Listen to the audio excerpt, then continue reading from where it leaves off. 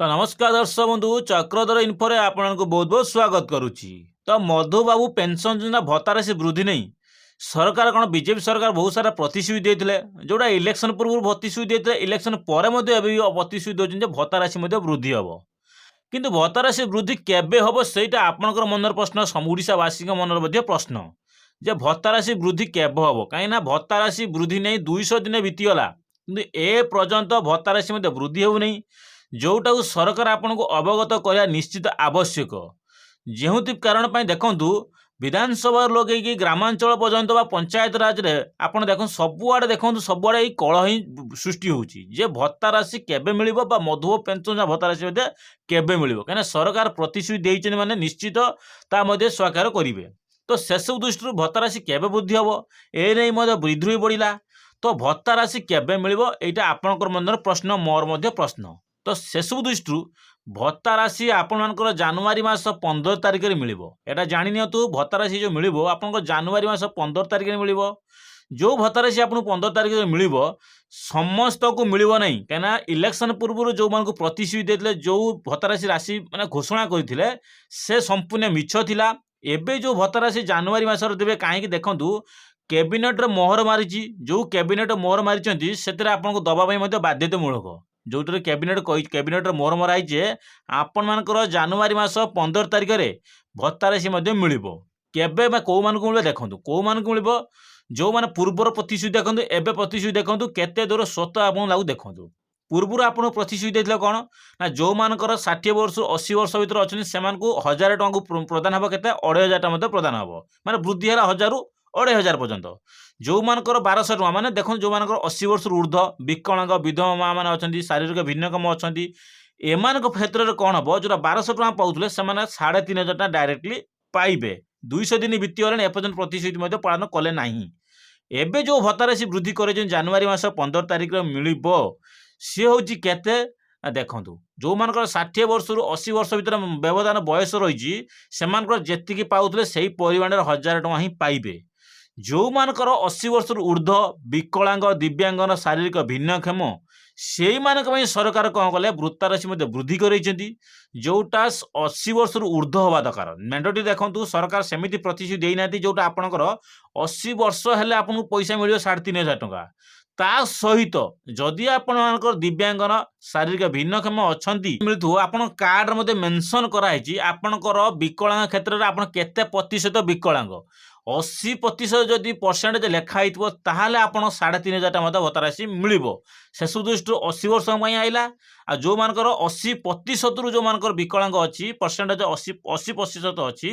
से मानकर कौन हम भत्ता राशि 3500 टଙ୍କା भत्ता राशि वृद्धि करेले तो यहाँ जनवरी मान मिसिव जाणी नियंतु जनवरी मासरे भत्ता राशि वृद्धि हम। तो ये सब दृष्टि देखूँ एबेका डेट्रे आप देखूँ 80 वर्ष रू जो मानकर भत्ता राशि वृद्धि हम एबेका डेट देखो आम ग्राम में 2 ରୁ 3 जन वृद्ध लोक मैंने चलीगले कहीं चलीगले देखूँ शीत न संभाली पारि चलीगले कहीं तो 80 पूरी से चलीगले शीत न संभाली पारि शीतर कौन शीतर 3 जन चलीगले मैंने पुणी शीत 80 वर्ष न पुरुणु सरकार 80% है 80 वर्ष है आपको मिल एक कथा जो मानकर 80% विकलांग 80% प्राय देखूँ लक्षे विकलांग प्राय अनुमान देखूँ 10,000 कि 5,000 80% बाहरी तो सरकार यही मानक देवे आउ जी प्रतिश्रुति था से किसी लागू है विधवा माँ मान लागू है यही सब प्रतिश्रुति जो देले सरकार